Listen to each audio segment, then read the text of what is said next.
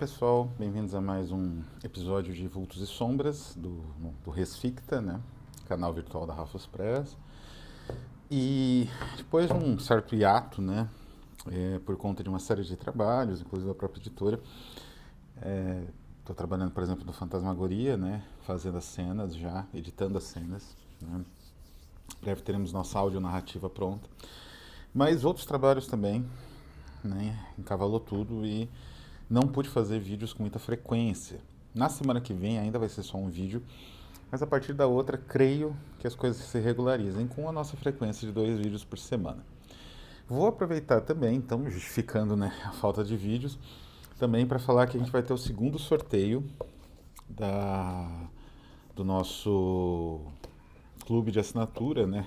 Seria isso, que é o Resficta, né?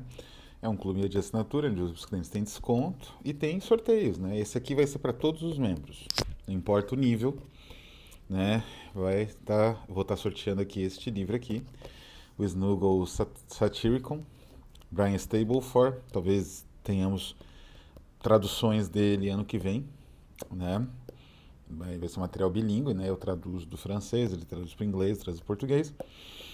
Mas aqui ele faz um satíricon, porque como vocês sabem, o satíricon não tem sátiros, né? A obra do Petrone. Então ele resolve corrigir isso fazendo uma coletânea muito boa, né? É uma coletânea onde temos Anatole France, Léon Cladel, não Claudel, né? Cladel, Rémy de Gourmont, Albert Samin, Catherine Mendet, enfim, uma série aqui, Maurice Leblanc, né? Uma série de autores importantes franceses. Jules Lafort é o último, né? Então vai ser sorteado para todos os assinantes do canal. Hoje o Vultos e Sombras é sobre uma série de TV, a primeira vez que a gente aborda uma série de TV, né? Eu tô para ver alguns filmes, inclusive o novo filme do filho do Costa Gravas, né, que é Tenea, mas não tive tempo ainda, então vou falar de uma série que eu consegui acompanhar também a muito custo, chamada Silo. Né? Essa série está disponível na Apple TV, é um sucesso lá, inclusive, né? A Apple TV é um canal bastante reconhecido pela qualidade das séries, né? Eles têm já, por exemplo, tiveram a Servant, né? Que é uma série que eu recomendo bastante, é uma série mais de terror, psicológico, terror um pouco até metafísico, né? Religioso. Teve 4 temporadas e é produzida pelo M. Night Shyamalan. É muito boa série. E tem outras séries boas, alguns filmes bons, ganhou o Oscar já, né? E a Silo é dessa leva dos últimos anos de séries boas da Apple, né? É um catálogo pequeno, mas bom, né? Como eu uso produtos da empresa, vem a assinatura quase que automaticamente, né? Então, para poder ter o iCloud e outras coisas da nuvem, né? Bom, o que essa série tem em si de... Aparentemente, assim, bom, inicialmente a gente pode falar de aspectos técnicos que são impecáveis, tem um design de produção é, peculiaríssimo, muito bem bolado, né? Muito bem estruturado. Tem uma ideia que é muito boa na série, que é uma ideia de uma tecnologia própria desenvolvida nesse local, que eu já vou falar como é, né, o local, mas é uma tecnologia meio arcaica, mas ao mesmo tempo contemporânea, reconhecível, né? Quer dizer, não é aqueles exageros steampunk, né? É uma tecnologia que você poderia, é o meu gato, né? Você poderia tranquilamente ver, o espectador reconhece essa tecnologia, tem HD, tem computador, mais ou menos como se fosse terminal burro, né? Aqueles terminais que se usava antigamente com mainframe, com computadores de grande porte, assim, né? Tem motor, tem bastante coisa a vapor, mas são objetos com lógica, né? O steampunk ele costuma valorizar mais a estética do que a lógica do barato, né? Então fica meio... É uma tecnologia incompreensível. Aqui ela é relativamente incompreensível, mas ela é facilmente reconhecível. Então você está como se fosse uma série pós-apocalíptica com produtos da Apple, né? Produzida com produtos, né? Então esse aspecto de design de produção é brilhante. Assim, é uma ideia muito boa, muito bem executada e que é interessante não é nova. Isso é importante também destacar, antes até da gente continuar. Nada nessa série é exatamente novo e vários aspectos são bastante, como eu vou dizer assim, bastante batidos até. Mas o interessante é a articulação desses aspectos. E aí a gente chega na questão do gênero da ficção científica. Mas estou adiantando um pouco as coisas, né? Então, a produção é muito boa, elenco excepcional, né? Assim, o elenco conta com a Rebecca Ferguson, né, que é uma atriz escandinava. Ela é uma atriz excelente, né? Ela é mais conhecida pelo Missão Impossível, eu acho. Mas ela é uma atriz excepcional, tem uma carreira, né, enfim, no país dela, natal, né? Nas produções escandinavas. Ela contracena com Tim Robbins. Tim Robbins não aparece muito, mas ele é um ator tão sensacional que quando ele aparece, ele rouba a cena, né? Tem também o Common, né? É um ator que eu não conhecia, mas é muito bom também. Muito. Ele tem um papel muito interessante, que eu vou depois esmiuçar com mais detalhes. Mas ele tem uma função interessante, ele foge do padrão esperado nessa função, digamos assim, né? E outros personagens também, todos muito bons. A estrutura é muito peculiar, também já vou comentar isso, a estrutura narrativa. Então é uma série com muitas qualidades, mas como eu falei, originalidade não é uma delas.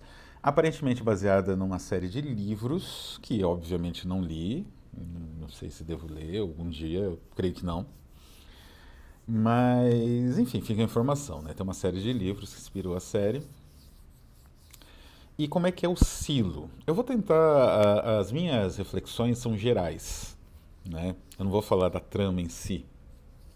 A trama tem uma série de reviravoltas. Tem pelo menos uma grande reviravolta no segundo capítulo, uma grande reviravolta no terceiro capítulo, depois uma grande reviravolta lá pelo sexto capítulo e a reviravolta final no último capítulo, né? Então ele a Silo é uma série com bastante reviravolta. Então é bom assistir com calma, né?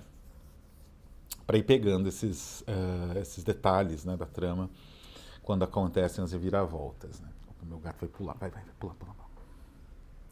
Bom, como que é a história? Nessa história, a humanidade vive anos no futuro, não fica muito claro quanto tempo. Como eu falei, certas coisas são reconhecíveis, eles têm tecnologias humanas, motores, escada, estruturas, né? Moram em casas que são casas com porta, né? Só que eles moram num subterrâneo, esse é o tal silo. É um silo subterrâneo com não sei quantos andares, onde viveriam 10 mil pessoas. Essas pessoas viveriam então nesse ambiente, não veriam a luz do sol, e elas nunca poderiam sair, né? Porque aparentemente do lado de fora está tudo destruído e tóxico, né?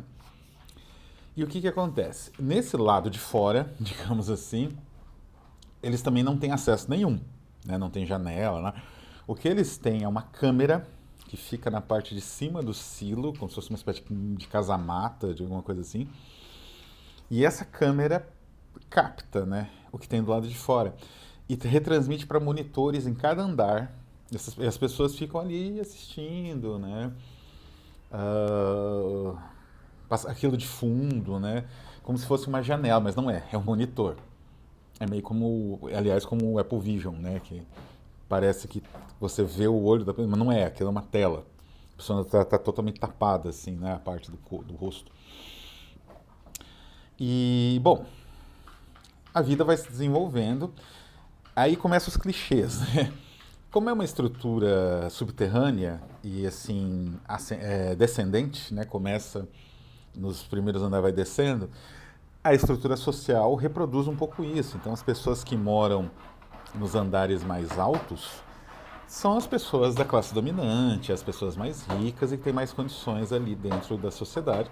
E as pessoas quanto mais para o subterrâneo, mais pobres, né? Esse é um clichê clássico, é um clichê antiquíssimo, assim, de ficção científica. Eu acho que quem primeiro desenvolveu foi justamente o H.G. Wells. Quem primeiro desenvolveu foi o H.G. Wells. E ele, inclusive, acho que no Dorminhoco, que eu traduzi, né? Essa sociedade, então, baseada em uma estrutura. Tem no Metrópolis também, embora nesses livros a estrutura social não seja assim, não seja tão óbvia, foge um pouco do óbvio, não é ascendente, ela é uma estrutura como de uma cidade mesmo, só que uma cidade diferente, né? É uma estrutura de periferia-centro, centro-periférica. É ali mais ou menos que se desenvolve. Então tem essa ideia, né, de uma sociedade que é estruturada em castas, em camadas diferentes, entende? E o que acontece? As pessoas elas têm uma vida relativamente tranquila. Cada um ocupa uma função diferente, como se fosse um imenso formigueiro humano, mas elas vivem tranquilas, vamos dizer assim. Aparentemente não existe pobreza, pelo menos, como eu falei, existe uma divisão por castas, mas essa divisão por castas estanca a pobreza, né? As pessoas menos especializadas e tal ficam no subterrâneo em trabalhos subalternos, não são os líderes das equipes, né? E as pessoas mais ricas ficam em cima, só que assim, aparentemente também não falta comida, tem uma parte agrícola do silo, que é o meio, uma meiota ali. E isso é a oportunidade para construir um universo muito próprio que eles constroem muito rápido e muito bem. Né? A construção de mundo é muito eficaz nesse filme e só com que, como eu falei, eles só trabalham com aquilo que a gente já compreende. Porque é uma sociedade como a nossa, só que mais ou menos adaptada a uma realidade de emergência. Então não podemos sair na atmosfera, no ar livre, vamos reproduzir alguns dos nossos sistemas que funcionam, ou não, se na medida do possível funcionam, numa sociedade verticalizada no subterrâneo. É... Um outro aspecto bastante interessante é que então não existe pobreza, né? E assim, existem alguns crimes, tem um xerife que não manda muita coisa, a gente já vai falar sobre isso também, sobre as autoridades do silo, tem algumas autoridades, né? Elas são aparentemente eleitas, inclusive, a administradora, que é a prefeita, né? Ela é eleita. Mas, então existem alguns crimes, né, que são cometidos dentro do silo, mas aparentemente nada tão grave. O único crime realmente grave é você querer deixar o silo. Aí isso tem um ritual, não é? E esse ritual implica. Acontece logo no primeiro episódio, né? Mas não vou me adentrar muito em como que é esse ritual, que acho que muita gente não deve ter visto, muita gente não deve ter visto. Mas é muito interessante a maneira como esse ritual, digamos assim, congrega a sociedade. É uma sociedade muito, digamos assim, que vive numa situação quase militarizada. Né? O cotidiano é militarizado de uma tal forma que eles não sentem muita falta de muita coisa.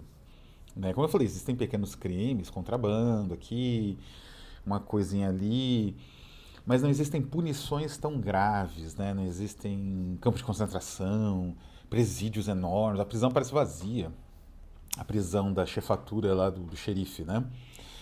E é uma meia dúzia de xerifes também, um por andar, dois por andar no mar. Então, assim, não é a segurança. Existe uma outra organização de segurança, que é a judicial, né? Que é uma espécie de estrutura jurídica autônoma, que meio que coordena e fiscaliza as outras estruturas, mas essa não é muito. Elas têm um efetivo, né? Mas a gente vai ver que esse efetivo não funciona. É interessante isso, aliás, né? Esse é um dos pontos altos, aliás, da trama. Mas então tem esse ritual, e é um ritual de execução muito peculiar, e esse ritual de execução congrega as pessoas, não é?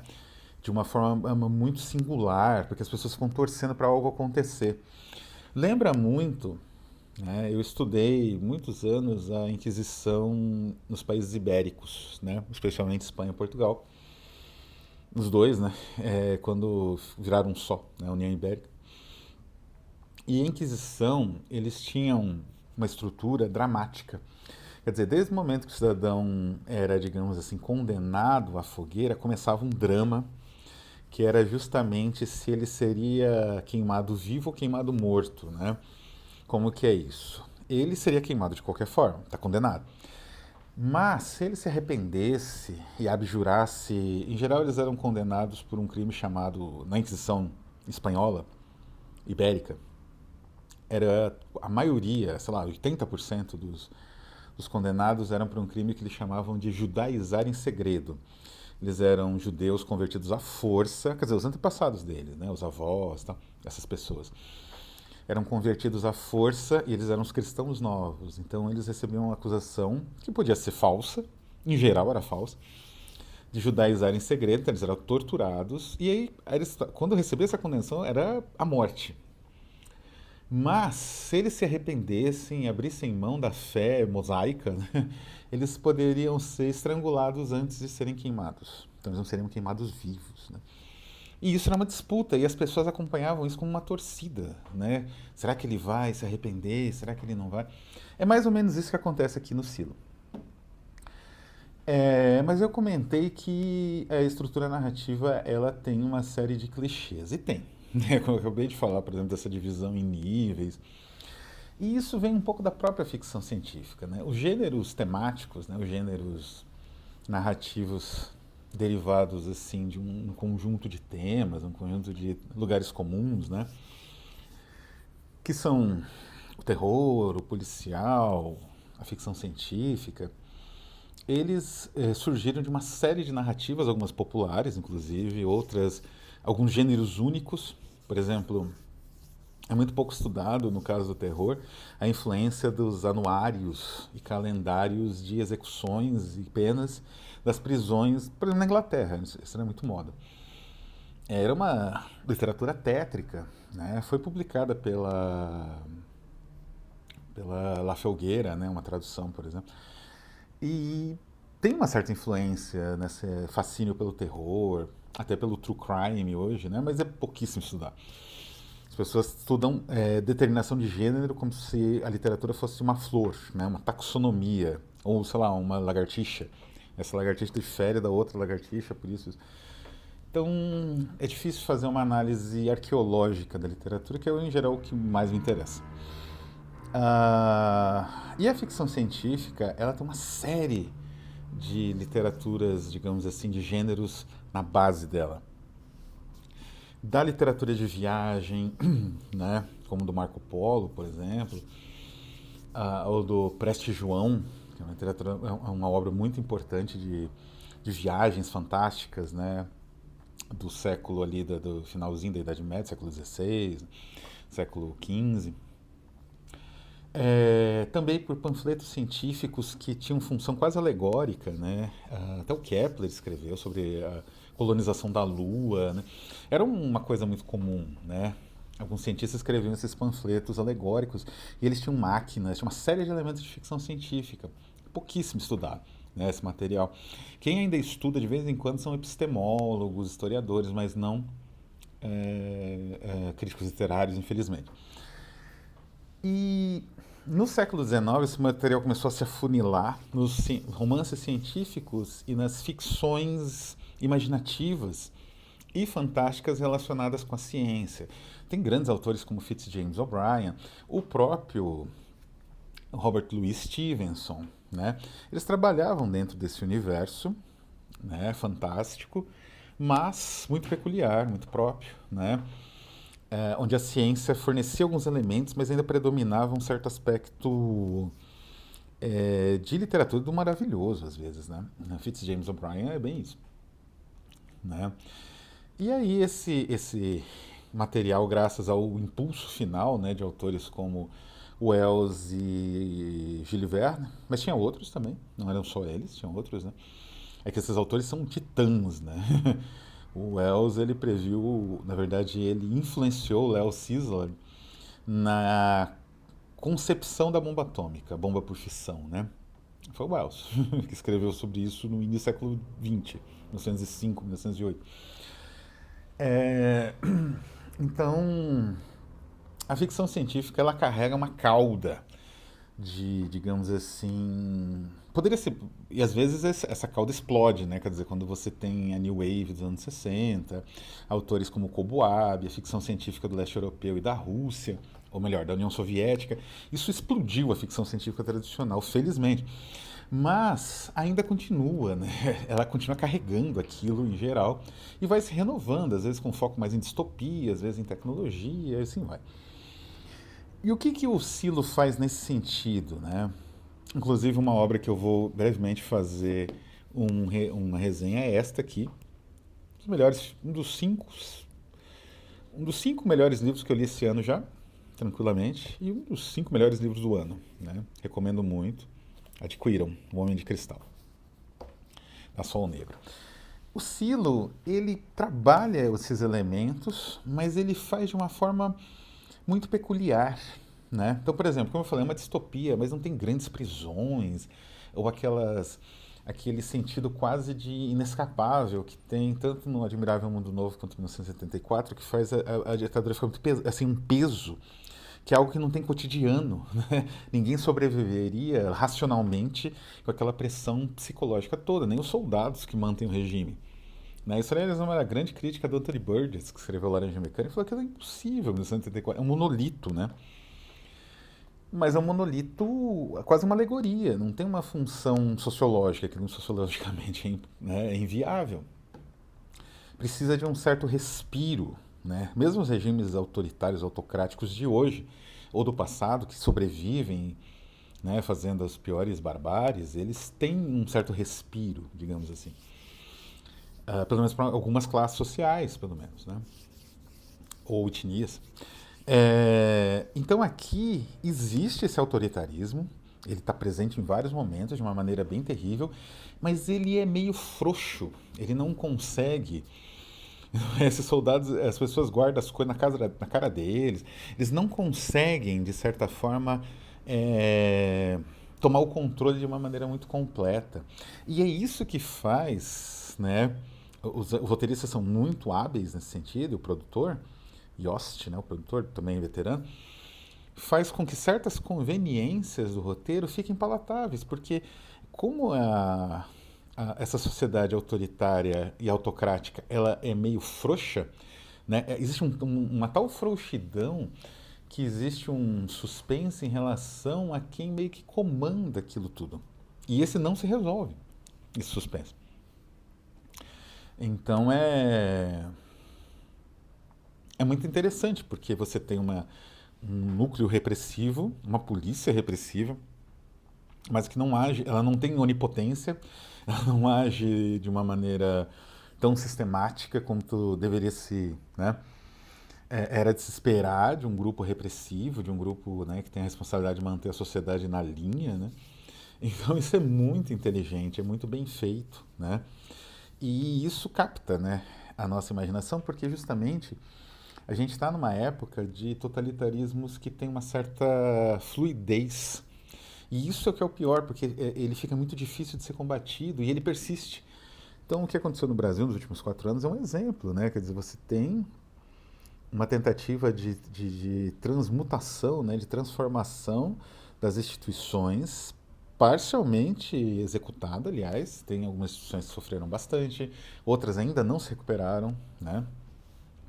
Essas instituições educacionais, instituições públicas, né? Instituições principalmente de segurança, essas mais difíceis de se recuperar. E aí a gente tem roubos de autoritarismo extremo, às vezes quase, né, com perfil genocida, e ao mesmo tempo uma sociedade relativamente livre, né, que você pode sair na rua sem ter medo de ser preso por ter falta de RG, né? A minha mãe, que a vida dela foi durante a ditadura, vida profissional. Ela sempre falava que não podia nunca sair de casa sem o RG, que tinha uma batida, tinha um número de pessoas para levar em qualquer lugar do Brasil, isso inclui Campo Grande, Mato Grosso do Sul. E se você não tivesse RG, eles te levavam, né? E aí você podia sumir. Mas assim, aparentemente não tem isso se você for de uma determinada classe social ou de uma determinada etnia. Então, assim, esse tipo de autoritarismo frouxo mais presente, quer dizer, tem pessoas presas, tem pessoas executadas, tem lares destruídos, tem intriga, né, que esses autoritários fazem, jogar um contra o outro, isso existe, mas não é meio sutil, né? Ou melhor, essa imposição ela não é irreal. ela é dentro daquele universo, como seria mesmo. Não tem muita gente morando ali, são 10 mil só. Não tem muitos guardas, então muita coisa passa batido, não é? Outras nem tanto. Aquelas que não passam, eles têm mais, né? Eles vão com mais afinco, com mais fúria. Então, assim, é uma série que tem aspectos muito que dialogam muito com a nossa realidade atual e que, digamos assim, concretizam a distopia, materializam a distopia, porque realmente a distopia ela está se aproximando de ser uma forma de sobrevivência num planeta, né? As temperaturas estão aumentando, então, sei lá, daqui uns 20, 30 anos vai ser muito difícil sobreviver, vai ter poucos recursos, pouca água, com certeza isso vai ser uma desculpa para governos autoritários se imporem. E vamos ter sociedades parecidas com o Silo, na realidade. Então, de certa forma, é interessante isso, porque a proposta ficcional ela tem um impacto porque ela dialoga muito com a nossa proposta, a nossa história, a nossa existência mesmo. Então, é uma série muito peculiar. E assim, essa estrutura geral vem ainda com alguns elementos muito próprios internos, né? Eles têm uma transição interessante, né? Que eu conversei muito com o Fábio Wack, nosso grande tradutor e autor aqui da Rafos, né? Que estão lançando A Suspensão, é o romance dele. É uma narrativa, né? Que é dele, mais ou menos curta. E a gente sempre comentava como nessa série você tem um aspecto muito interessante que é a transmutação do whodunit, né? Quer dizer, quem fez isso, né? Que é a base do romance investigativo de qualquer tipo. Né? Isso é uma estrutura geral, não está só no policial, está no terror, está no ficção científica. Em geral, a ficção científica pega bastante de whodunit e transforma em what is it, né? Quer dizer, o que está acontecendo, o que a gente tem aqui ao nosso redor. E ele faz de uma maneira, ao mesmo tempo, bem ousada e bem elegante isso, essa transição, os produtores roteiristas.